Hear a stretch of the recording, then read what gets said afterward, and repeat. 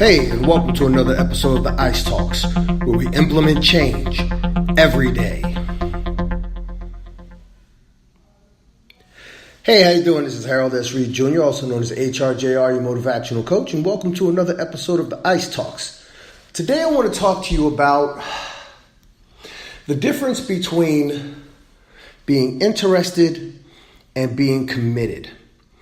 In my role as sensei, my new role as sensei, I'm encountering something that I've encountered in various other areas of my life, where in which I'm dealing with people who express an interest but find themselves lacking when it comes to commitment.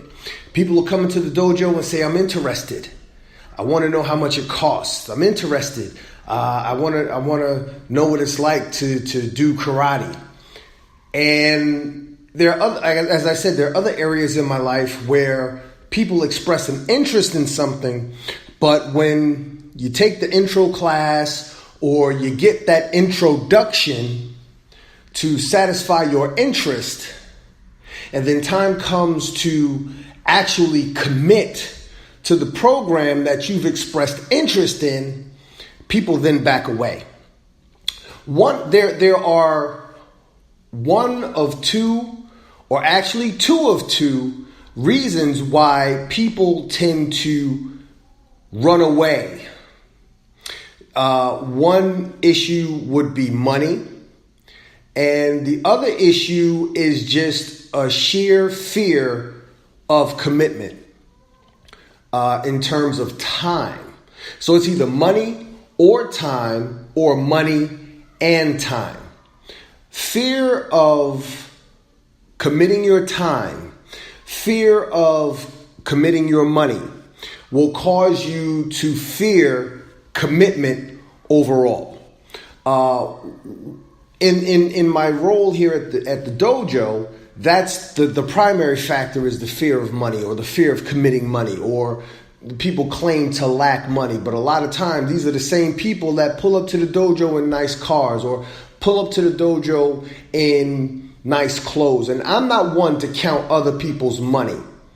But if it's clear that you're not missing any meals, the children are not missing any meals, but this is too expensive, to that I say, or rather I would quote, I believe it's Benjamin Franklin, who said, if you think education is expensive, try ignorance.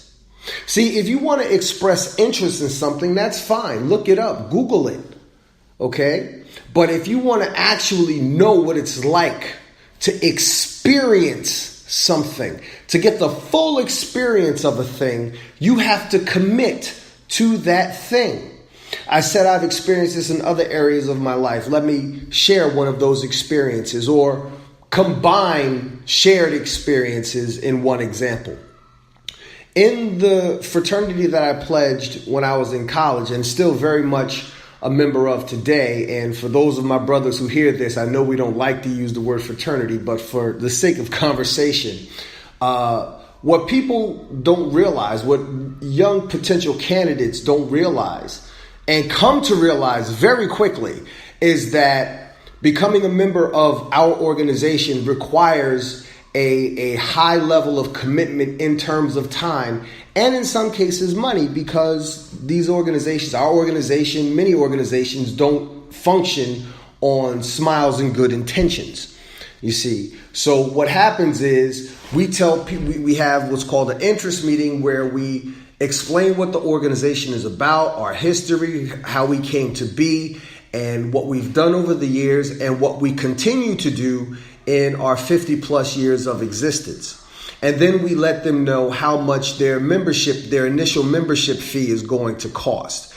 At that time, some people, their interest fades. Some people, their interest is still burning, so they still want to know more.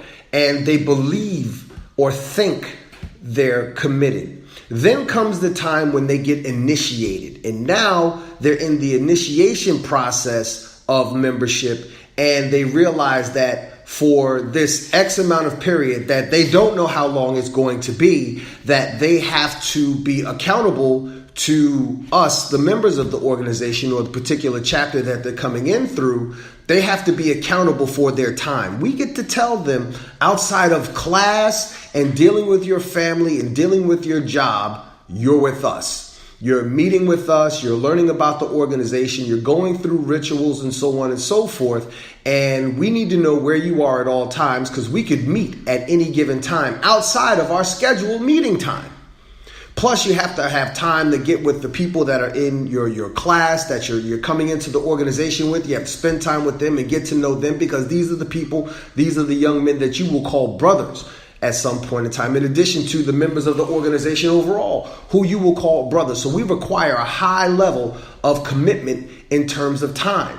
But what tends to happen is when that person realizes that, oh my God, my time is not my own, I have to actually answer to somebody. I put myself in this situation. What tends to happen is every possible tragedy that could befall this person's family strikes at the same time.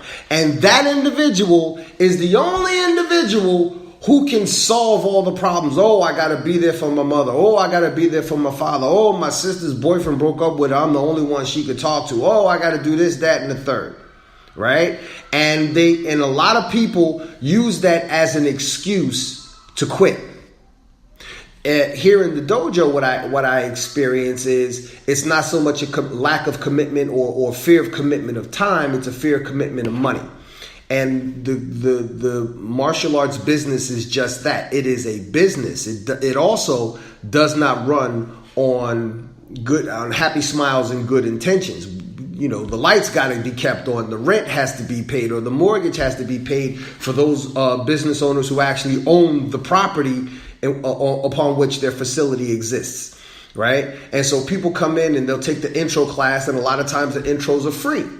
So they'll come in and they'll take the free intro class, or they'll take the free 2-month or 1-month period of training or what have you. And then when time comes for them to actually commit to the program, oh, well, that's too much money. Listen, commitment costs. Commitment costs time. Commitment costs money. But what I want to get across to you is that you should not look at these things upon which you've expressed interest and find yourself having to commit to in order to gain the full experience of that thing. Don't look at the money that has to go out as an expense. See, this is what holds you back. If you have to spend money on something, then you're putting the money out. You go to the supermarket. You spend money at the supermarket. You spend money in the mall. You spend money at the clothing store. Okay, where you're exchanging money for a particular product. You get that product, you use that product till you run out of that product, or that product wears out, and then you go spend more money on a new product. Right? People tend to be fearful of just putting out money on a consistent basis. But the problem is those people are just thinking about the money that's going out more so than what they're getting in exchange for that money. But these are the same people, in some cases, who spend thousands of dollars or put themselves thousands, even hundreds of thousands of dollars in debt over getting a college education.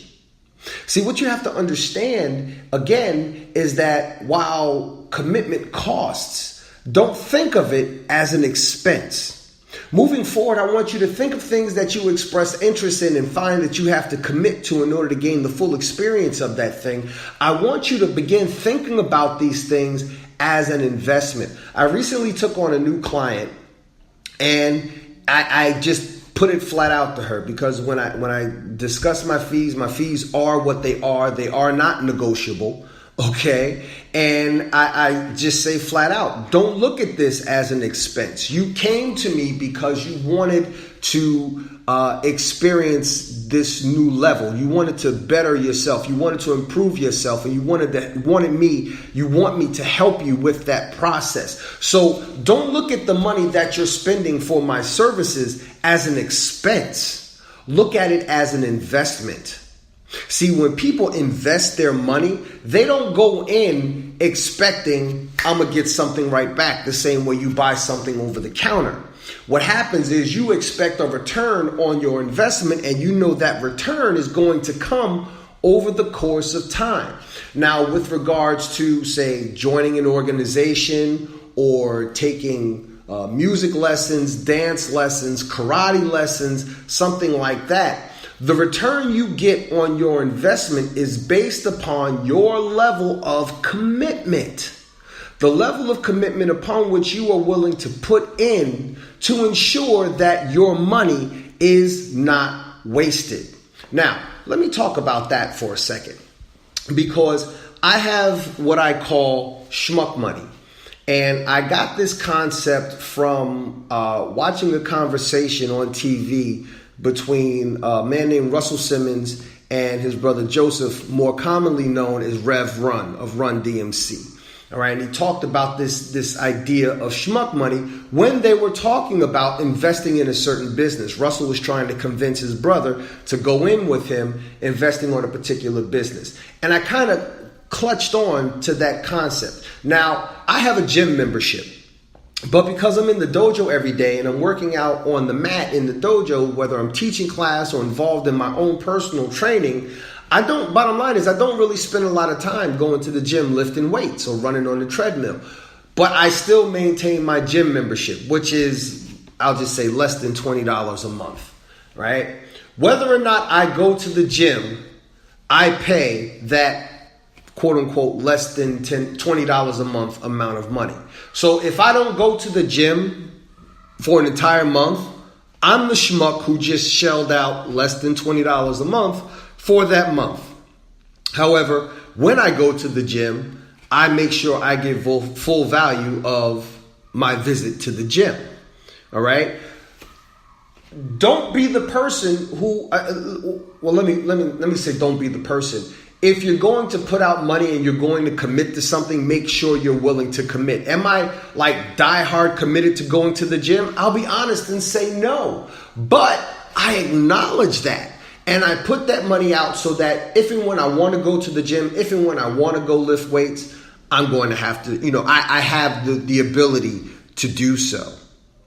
But the main thing I want you to get out of this particular podcast is that you have to understand that if you want to improve yourself, if you want to improve your circumstances, if you want to improve your life, it is going to require commitment, and commitment costs. It may cost you time, it may cost you money, it may cost you both, but do not kill time worrying about that money going out, thinking of it as an expense.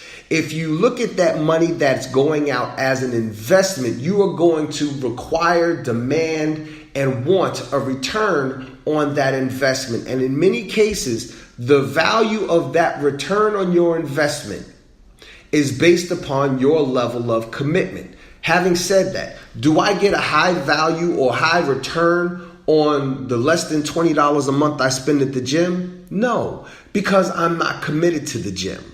However, I find that less than $20 a month, and I'm putting up air quotes that you can't see, but I find that less than $20 a month negligible.